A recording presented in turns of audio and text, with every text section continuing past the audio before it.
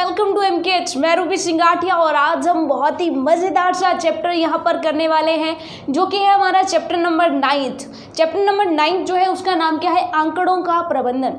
चलिए आप कहिए आंकड़ों का प्रबंधन तो हम कर लेंगे, पहले ये तो पता चले कि आंकड़े क्या होते हैं। तो सबसे पहले इन्हीं को समझते हैं कि आंकड़े क्या है, संख्याओं का एक समूह है। आंकड़े क्या होते हैं, संख्याओं का एक समूह। लेकिन कैसा समूह, संख्याओं का एक ऐसा समूह जो हमें कोई विशेष सूचना देते हैं। ठीक है, सिंपल सी बात है।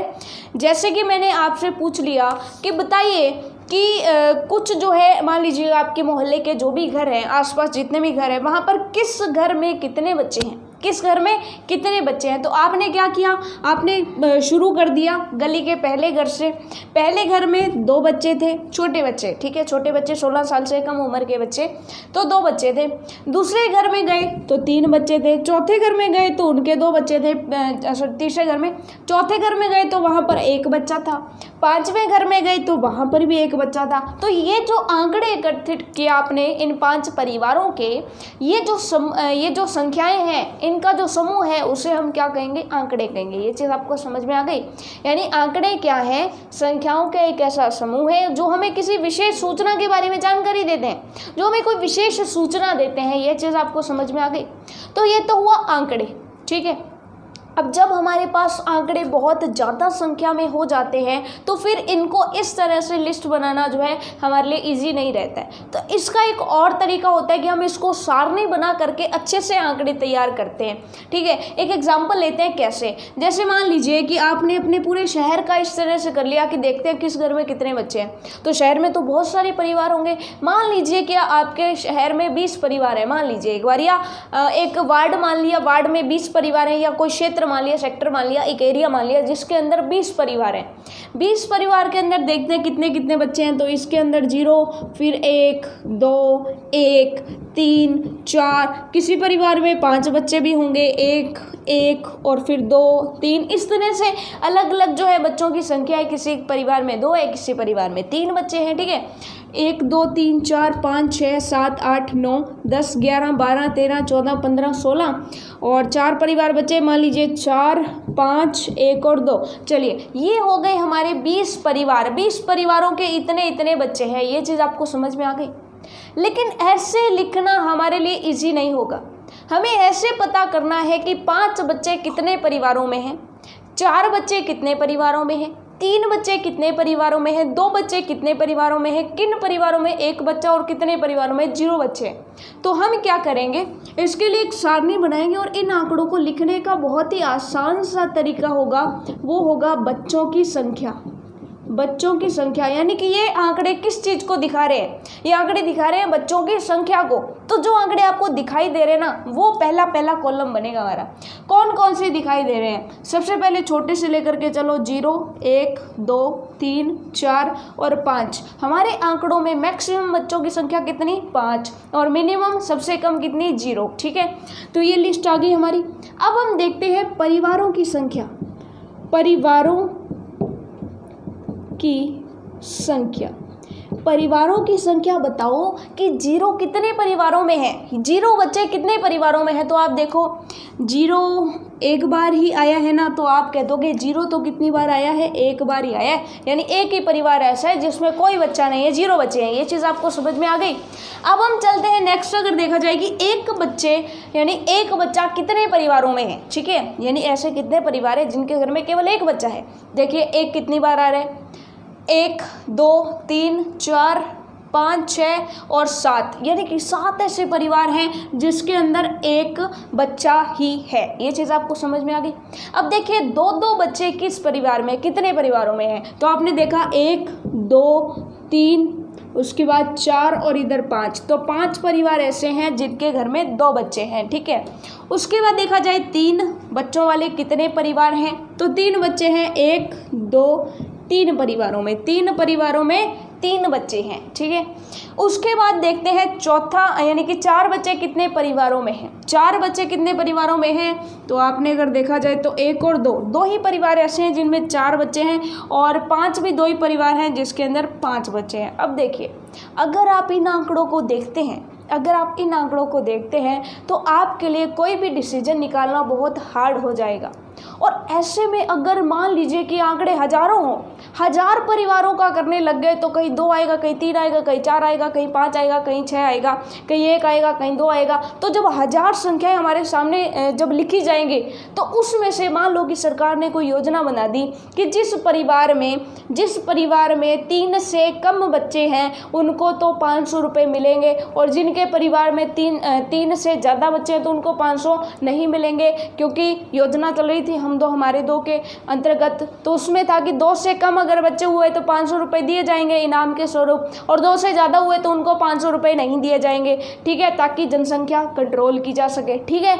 ऐसा कर दिया सरकार ने। तो आपने क्या देखा, आपने देखा कि ये लो जी यहाँ पर बैरियर लगा दिया, यानी कि इससे ऊपर जो है ना उनको तो 500 देने, इनसे नीचे को 500 नहीं देने, ठीक है। यहाँ पर तो डिसीजन बहुत ही जो है आसान हो गया। हमने गिना कि कितने परिवारों को देने हैं, 7 और 1 8, 8 और 5 13 परिवारों को 500 देने हैं।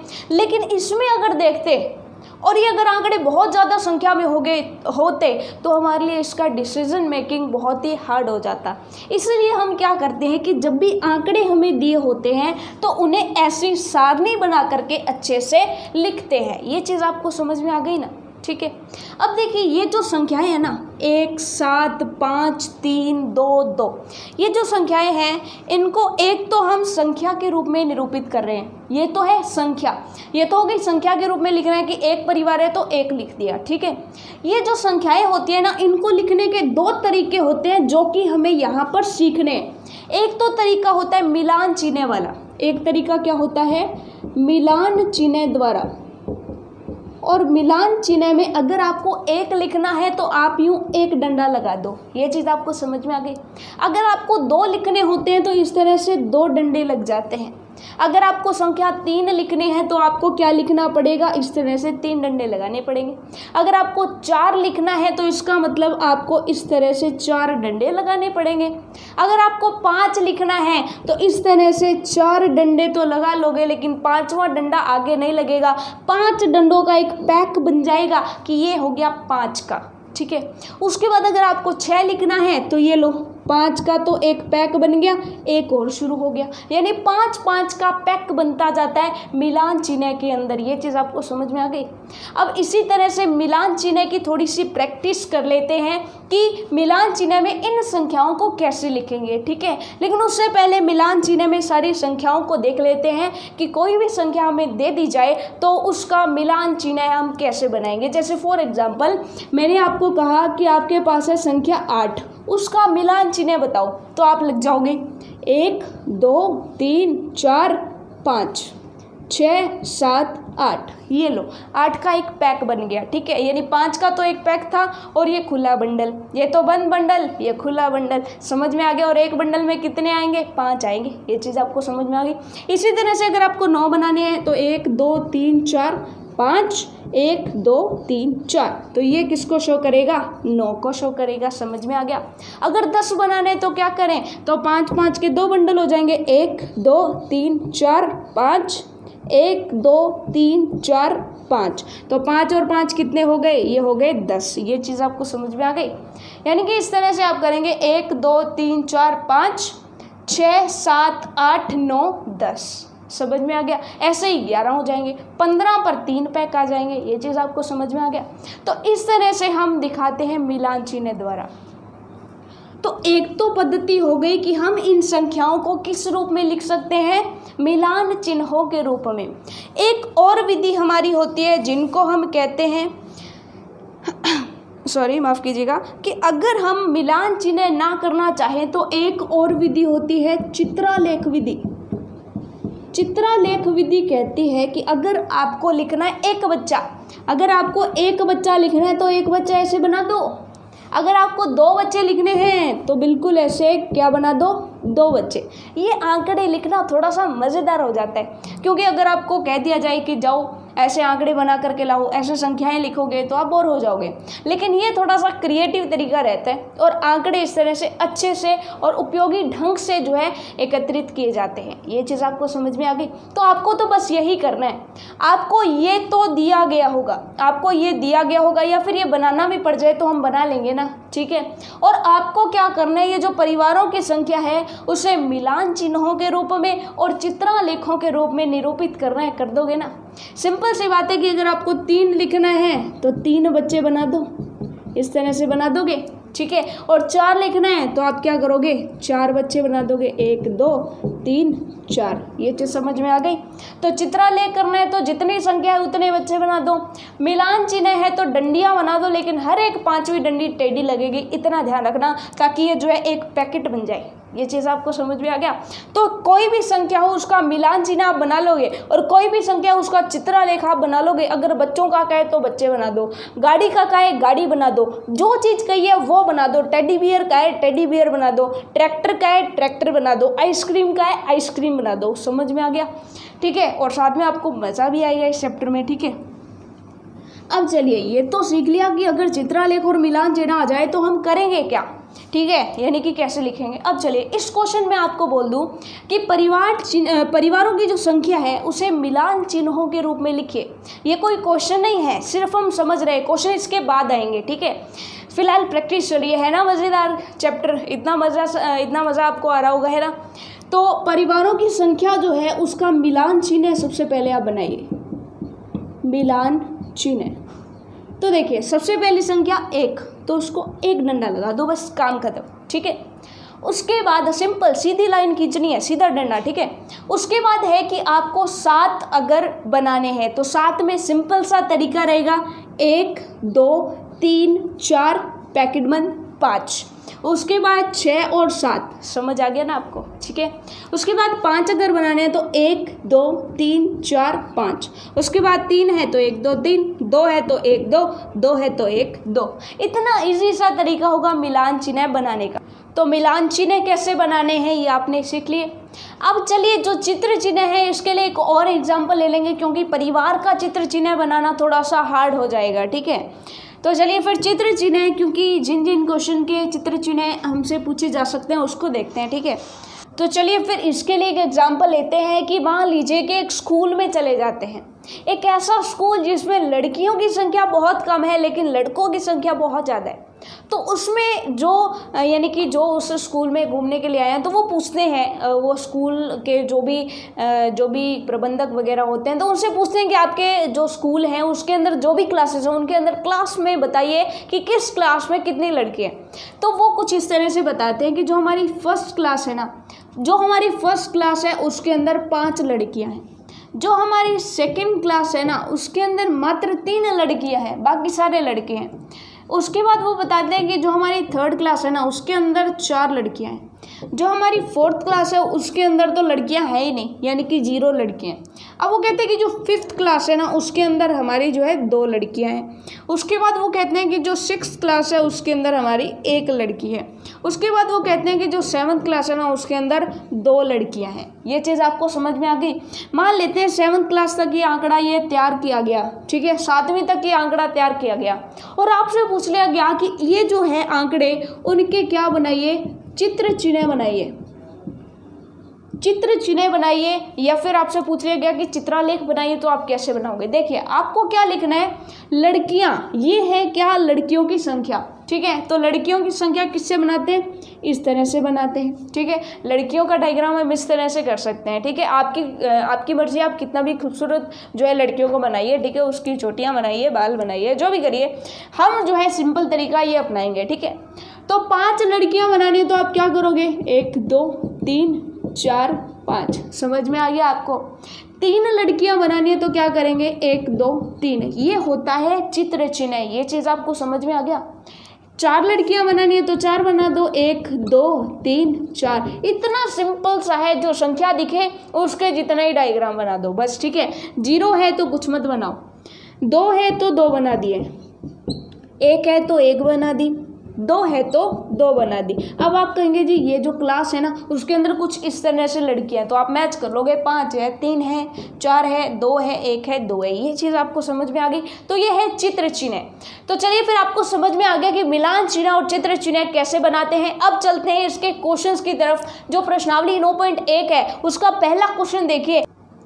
तो अब देखिए क्वेश्चन नंबर 1 आपके सामने है। क्या कह रहा है क्वेश्चन? वो कहता है कि गणित के एक टेस्ट में 40 विद्यार्थियों द्वारा निम्नलिखित अंक प्राप्त किए गए हैं। यानी 40 विद्यार्थी हैं और 40 विद्यार्थियों ने जो नंबर लिए वो आपके सामने है। पहले विद्यार्थी ने 8 लिए, दूसरे ने 3 लिए, दूसरे ने 1 लिए, तीसरे ने 3 लिए, चौथे ने 7 नंबर लिए और पांचवें ने 6 नंबर लिए। तो इस तरह से 40 विद्यार्थियों के नंबर दिए गए हैं। ठीक है, अब वो आपको क्या कह रहा है कि इन अंकों को मिलान चिन्हों का प्रयोग करके एक सारणी के रूप में व्यवस्थित कीजिए। मतलब यहाँ तक काम हमारा क्या है कि सारणी के रूप में इसको व्यवस्थित करें।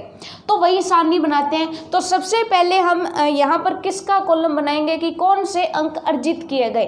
तो न्यूनतम अंक कितने हैं? 1। ठीक है, और अधिकतम अंक कितने हैं? मैक्सिमम ज़्यादा से ज़्यादा अंक कितने हैं? 9 अंक ले सकता है। 9 से बड़ा कोई नहीं है ना। और कम से कम कितना है? 1। तो हम कह देंगे कि सबसे पहले हम कहेंगे कि प्राप्त किए गए अंक।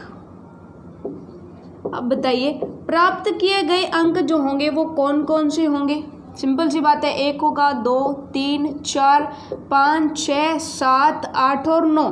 इससे ऊपर कोई नहीं है, 9 से ऊपर नहीं, 1 से छोटा है। ये चीज़ आपको समझ में आ गई। अब आपको देखना है विद्यार्थियों की संख्या कितनी है।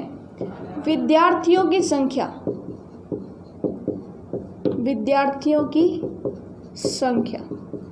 यानी कि ऐसे विद्यार्थियों की संख्या जिन्होंने 1 नंबर प्राप्त किया वो कितने हैं। तो 1 नंबर वाले देखिए, 1 ने और 2 विद्यार्थियों ने 1 अंक प्राप्त किए। तो इसका मतलब आप कह देंगे कि 2 बच्चे ऐसे हैं जिन्होंने 1 नंबर लिया, तो 2 बच्चे हैं। ये चीज़ आपको समझ में आ गई।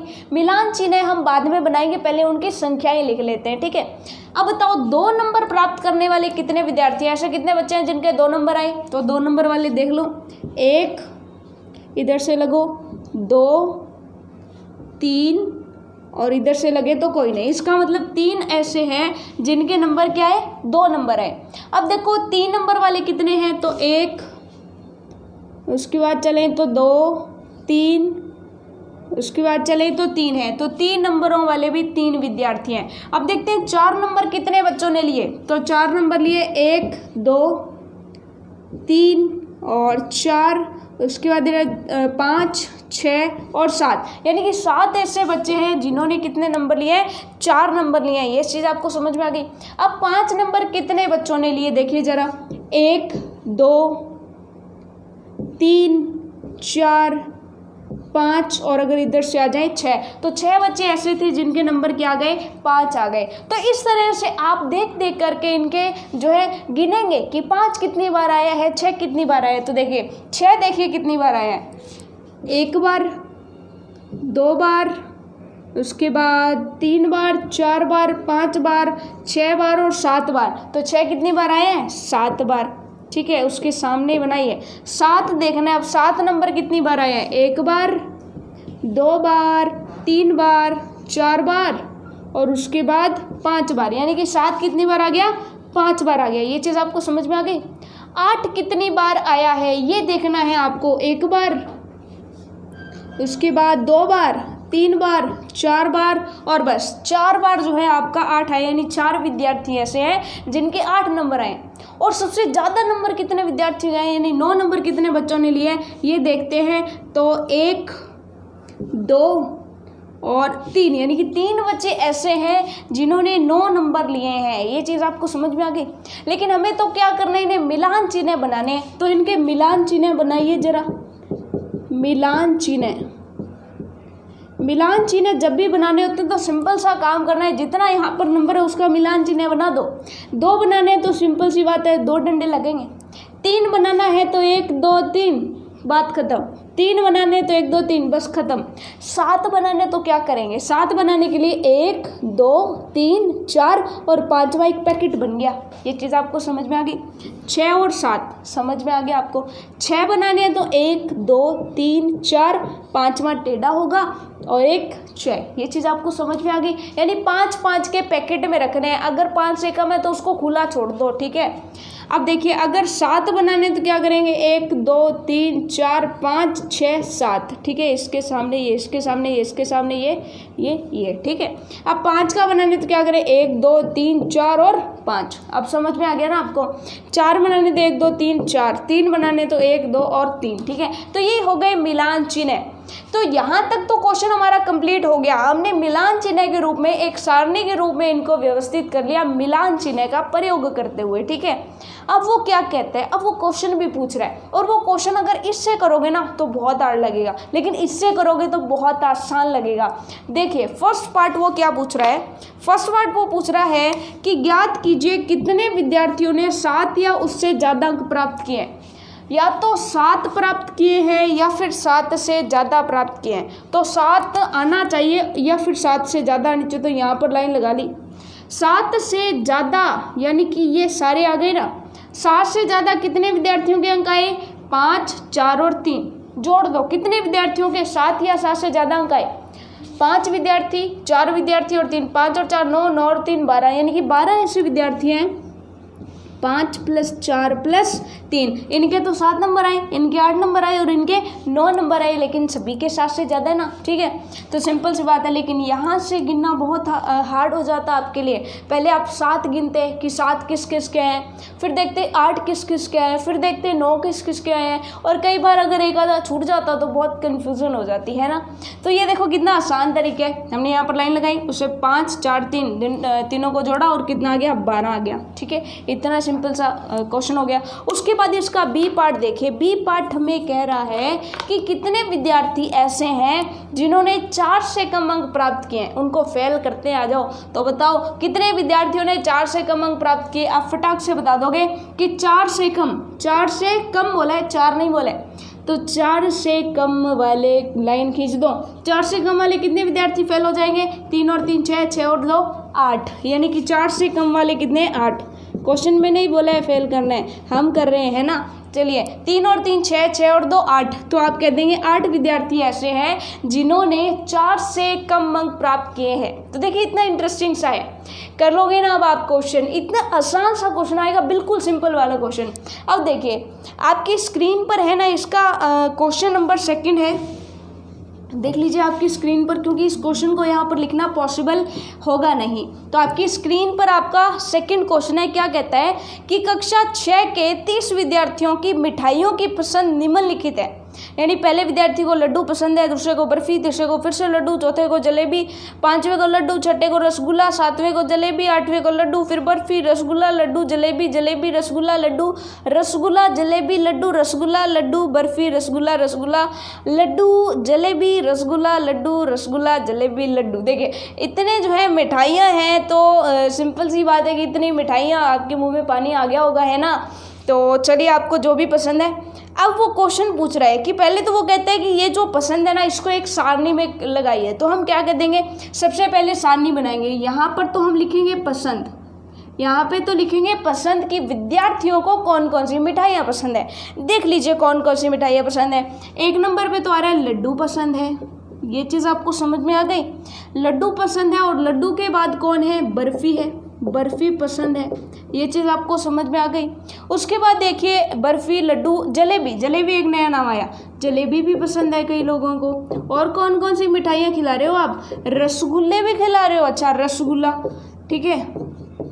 अच्छा रसगुल्ले के अलावा कोई मिठाई है क्या, जलेबी, लड्डू, अच्छा वही वापिस है, यानी 4 ही मिठाइयाँ हैं, ठीक है। 1 2 3 4।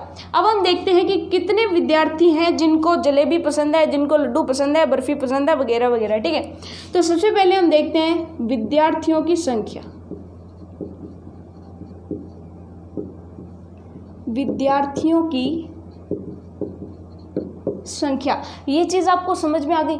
लेकिन आपको क्या करना है, आपको मिलान चिन्ह बनाने हैं। तो एक काम कीजिए कि सबसे पहले आप क्या कीजिए कि यहाँ पर एक कॉलम खाली छोड़ दीजिए। किसका? मिलान चिन्ह का। किसका? मिलान चिन्ह का। चलिए आइए, मिलान चिन्ह का एक कॉलम खाली छोड़ दिया। वो आपने देखेंगे कि कैसे और क्यों पहले इसका कॉलम खाली छोड़ा हमने। ठीक है, अब यहाँ पे लिखेंगे क्या? विद्यार्थियों की संख्या। ये चीज़ आपको समझ में आ गई कि विद्यार्थियों की संख्या कितनी है। देखिए जरा, लड्डू कितने विद्यार्थियों ने उठाया, लड्डू को कितने विद्यार्थी पसंद करते हैं, ये देखने के लिए देखिए जरा लड्डू कितनी बार आ रहा है। तो पहली लाइन में देखिए 1 2 3, दूसरी लाइन में आ जाइए 4 5, तीसरी में आ जाइए 6 7, नेक्स्ट आ जाइए 8 9, और नेक्स्ट अगर देखें तो 10 और 11, यानी कि 11 विद्यार्थी ऐसे हैं जो लड्डू को पसंद करते हैं। फिर बर्फ़ी देखिए कितनी बार आया, पहली लाइन में एक बार ही आया है, दूसरी लाइन में एक बार आ गया यानी 2 हो गए, तीसरी लाइन में नहीं आया, चौथी लाइन में 3 हो गए, और उसके बाद नहीं आया। इसका मतलब 3 विद्यार्थी ऐसे हैं जिनको बर्फ़ी पसंद है। उसके बाद देखिए नेक्स्ट अगर देखा जाए जलेबी अगर देखेंगे आप काउंट करेंगे तो 7 विद्यार्थी होंगे जिनको जलेबी पसंद है। उसके बाद आप देखेंगे रसगुल्ले, तो रसगुल्ले 9 लोगों को पसंद है ना? आपको पसंद होंगे ना रसगुल्ले, है ना पसंद? चलिए विद्यार्थियों की संख्या हमने देख ली। अब हमें बनाने मिलान चिन्ह। चलिए मिलान चिन्ह बनाइए। 11 को कैसे लिखेंगे? 1 2 3 4 और एक 5। ठीक है, उसके बाद 6 7 8 9 और उसके बाद 10 और एक 11। ये चीज़ आपको समझ में आ गई। बस इस चीज़ का आपको ध्यान रखना है। सॉरी, यहाँ पर एक मिस्टेक हमसे हो गई है कि ये जो लाइन है ना हमारी, जो हम इस तरीके से लगा रहे हैं वो आपको इस तरीके से लगानी है। ठीक है, बस इसका थोड़ा सा ध्यान दीजिएगा। पीछे हमने जहाँ भी ऐसे लगाए उसको थोड़ा सा चेंज कर लीजिएगा। ये जो लाइन है 1 2 3 4 उसके बाद 5, इस तरह से लाइन लगेगी। हम कैसे लगा रहे थे? ऐसे लगा रहे थे, तो ये गलत हो जाएगा। ठीक है, ऐसे लाइन लगानी है, बस ये चीज़ आप समझ लीजिए। ठीक है, उसके बाद जब हम मिलान चिन्ह बनाएंगे तो ये तो हो गए 1 2 3 4 5, उसके बाद 6 7 8 9 और 10, उसके बाद 1 11। ये चीज़ आपको समझ में आ गई ना? ठीक है, उसके बाद 3 जब लगाने तो 1 2 3, 7 बनाने तो 1 2 3 4 5 6 और 7, उसके बाद 9 बनाने तो 1 2 3 4 5 6 7 8 9। ये चीज़ आपको समझ में आ गई। तो इस तरह से आपको मिलान चिन्ह भी बनाने होंगे। चलिए, ये तो बिल्कुल सिंपल है। अब आप कहेंगे मिलान चिन्ह वाला कॉलम क्यों छोड़ा? क्योंकि उसने कहा है कि मिलान चिन्ह बनाइए। मिलान चिन्ह से फिर आपको विद्यार्थियों की संख्या पता करनी थी। लेकिन अगर आप ये करेंगे पहले विद्यार्थियों की संख्या बना लेंगे और उसके बाद मिलान चिन्ह बनाएंगे तो वो आपके लिए आसान रहेगा। ऐसे डायरेक्ट अपने माइंड में रखेंगे आप 11 और पहले 11 का मिलान चिन्ह बना करके फिर इनको गिन करके लिखेंगे 11, तो ये हार्ड हो जाएगा। यानी इससे ये बनाना बहुत हार्ड हो जाएगा, इससे ये बनाना बहुत आसान है। इसलिए हमने पहले विद्यार्थियों की संख्या लिख ली, फिर मिलान चिन्ह बना लिए। ठीक है, लेकिन क्वेश्चन में आपको इसी तरह से करके आना है, पहले मिलान चिन्ह फिर विद्यार्थियों की संख्या लिख करके आनी है। चलिए, अब क्वेश्चन में हमसे पूछा गया, ए पार्ट तो कहता है कि मिठाइयों के इन नामों को मिलान चिन्ह का प्रयोग करते हुए एक सारणी में व्यवस्थित कीजिए। लो जी, हमने कर लिया है पहले ही। अब वो कहते हैं कौन सी मिठाइयाँ विद्यार्थियों द्वारा अधिक पसंद की गई है, यानी कि कौन सी मिठाई है जिसको सबसे ज़्यादा लोग पसंद कर रहे हैं। 11 लोग पसंद कर रहे हैं लड्डू को, तो आपका बी का आंसर क्या हो जाएगा? लड्डू को। यानी सबसे ज़्यादा लोग कौन सी मिठाई को पसंद करते हैं? लड्डू को पसंद करते हैं। ये चीज़ आपको समझ में आ गई। अब आपका जो थर्ड क्वेश्चन है वो आपकी स्क्रीन पर है, और तीसरा क्वेश्चन आपका पूरा का पूरा होमवर्क है, उसमें भी आपको इसी तरह से मिलान चिन्ह बनाने हैं। देख लीजिए तीसरा क्वेश्चन क्या कह रहा है हमें। कैथरीन ने एक पासा लिया, उसको 40 बार उछालने पर प्राप्त संख्या को लिख लिया। उसने इस कार्य को 40 बार किया और प्रत्येक बार प्राप्त संख्याओं को निम्न प्रकार लिखा गया। यानी पासा उछाले, लूडो खेलते हो ना आप, वो डाइस उछाली है। तो अब आपका ये जो क्वेश्चन है वो आपकी स्क्रीन पर है ना? तो आप इसको पूरा का पूरा सॉल्व करोगे और इसका सॉल्यूशन जो है आप बता दोगे। इसके ए बी सी 3 पार्ट है, इनको सॉल्व करके आपको बताना है। न्यूनतम का मतलब होता है सबसे कम और अधिकतम का मतलब होता है ज़्यादा से ज़्यादा। न्यूनतम बार आने वाली संख्या का मतलब है जो सबसे कम बार आ रही है, और अधिकतम का मतलब जो सबसे ज़्यादा बार आ रही है। सिंपल सी बात, ठीक है। तो चलिए फिर ये जो हमारी प्रश्नावली है इसमें हमने मिलान चिन्ह सीखे हैं। जो चित्रालेखन वाली है जिसके अंदर हम चित्र बनाएंगे उसको हम नेक्स्ट जो हमारी वीडियो रहेगी उसमें समझेंगे। तो होपफुली ये जो वीडियो पढ़ी आपने, इस वीडियो में जो भी पढ़ा हुआ आपके लिए बहुत मज़ेदार होगा, है ना। तो नेक्स्ट वीडियो में डेफिनेटली आपको बहुत मज़ा आएगा क्योंकि चित्र बनाएंगे, कभी हम लड़कियां बनाएंगे, कभी हम ट्रैक्टर बनाएंगे, कभी हम घर बनाएंगे। तो ऐसे कुछ डायग्राम्स आएंगे तो आपको डेफिनेटली बहुत मज़ा आने वाला है। तो मिलते हैं नेक्स्ट वीडियो में इसी जो एक्सरसाइज है इसके नेक्स्ट क्वेश्चंस के साथ। तब तक के लिए all the best for your self studies.